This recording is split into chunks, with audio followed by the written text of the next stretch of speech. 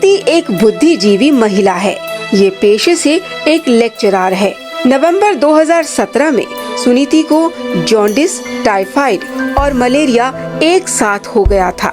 इतना ही नहीं, एक समय तो ऐसा आया कि इनकी नब्ज भी शांत हो गई थी और पल्स रेट काउंट 0 हो गया था। इतना सब होने पर भी ये जिंदा कैसे है, ये एक अचंभा है। और ये अचंभा किसने किया, आइए सुनते हैं सुनीति से। ये घटना है सन 2017 11 नवंबर की, लगभग शाम को 6 बजे के आसपास। उस वक्त मेरी तबीयत खराब हो गई थी अचानक। फीवर भी आ रहा था, बुखार नहीं जा रहा था, भूख नहीं लग रही थी, एसिडिटी, ये बहुत सारी इस प्रकार की दिक्कत उस समय हो रही थी मुझे। डॉक्टर के पास लेके गए मुझे, वहाँ पे कुछ टेस्ट कराए तो उसमें मलेरिया, टाइफाइड और जॉन्डिस तीनों एक साथ हो गया था। सिचुएशन ऐसी हो गई कि डॉक्टर ने बोला इसकी तो बहुत क्रिटिकल कंडीशन है, आप तो कैसे घर पे रखे हुए, उसको तो हॉस्पिटल में एडमिट करो फटाफट। 9 नवंबर को मुझे एडमिट किया गया हॉस्पिटल में। तो मुझे ड्रिप चढ़ रहा था और उसी ड्रिप में वो मलेरिया के लिए, टाइफाइड के लिए और जॉन्डिस के लिए, तीनों के लिए वो उसमें इंजेक्शन लगा के जाते थे, सलाइन के थ्रू जाता था बॉडी में। शाम के टाइम 11 नवंबर को लगभग तकरीबन 6 बजे की बात है, अचानक से मुझे ऐसा लगा कि जैसे मेरे शरीर में एकदम शिवरिंग होने लगी है, बहुत ज़ोर ज़ोर से ऐसे काँपने लगा मेरा शरीर। तो मैं अपनी माँ को बोली मुझे कुछ उड़ा दो, तो उन लोगों ने एक कंबल उड़ाया, फिर दूसरा उड़ाया, शायद रजाई भी उड़ाई, मुझे इतना सारा ढक के, तब भी मुझे ठंड लगी, मैं कांपूं ऐसे बहुत जोर जोर से। तो इतना ज़्यादा ये सब होने लगा मुझे और मैं खुद नहीं समझ पा रही थी अचानक हो क्या गया मुझे। फिर धीरे धीरे मैं क्या देखती हूँ कि मेरा शरीर पूरा नीला पड़ने लगा, मुझे श्वास आने में तकलीफ होने लगी, बहुत घबराहट होने लगी, बेचैनी होने लगी। तो मैंने एकदम से रजाई पूरी फेंक के और जो हॉस्पिटल का जो कमरे का जो बेड था उस पर बैठ गई और सांस में आने में बहुत तकलीफ हो रही थी। तो मैंने, ये मेरे घर में मेरे माँ खड़ी हुई थी, मेरे पतिदेव खड़े हुए थे, मैंने उनको बोला तो वो जो नर्सेज वगैरह होती हैं उन्हीं को लेके आए।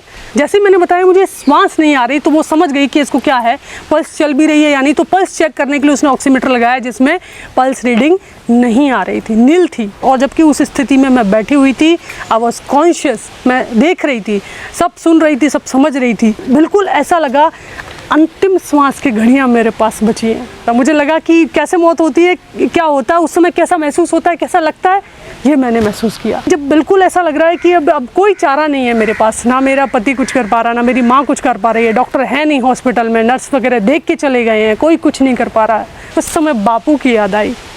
उस समय मैंने एकदम हृदय से पता नहीं कैसे आर्त भाव से पुकार निकली, बापू बचा लो।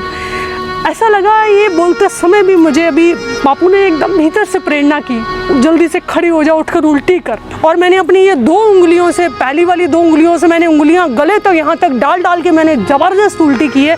जैसे मैंने उल्टियों पे उल्टियाँ की हैं, मुझे ऐसा लगा मेरे प्राण में प्राण वापस आ गए, मेरी जान में जान वापस आ गई, पल्स चलने लगी, हार्ट बीट नॉर्मल होने लगी जैसे कि पहले थी, वो सब कुछ नॉर्मल होने लगा, जो कि एकदम ऐसा लग रहा था बिल्कुल I was very near to death, मैं मृत्यु को देख कर आई थी, ये मैंने महसूस किया था। और आज मैं ये जो जिंदा हूँ आपके सामने, मैं ये अपना अनुभव बता पा रही हूँ, ये मेरे बापू की देन है, ये पुनर्जीवन मेरे बापू का दिया हुआ है। मुझे अस्पताल में प्रेरणा देने आते हैं तो वो बापू साकार रूप में तो वहाँ है, पर निराकार से घट घट में समाये हैं।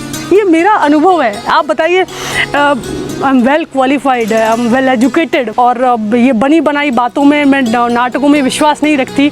जो सच है वो सच है, आपके सामने मैं बता रही हूँ। ऐसे बापू के श्री चरणों में शत शत प्रणाम है, शत शत नमन।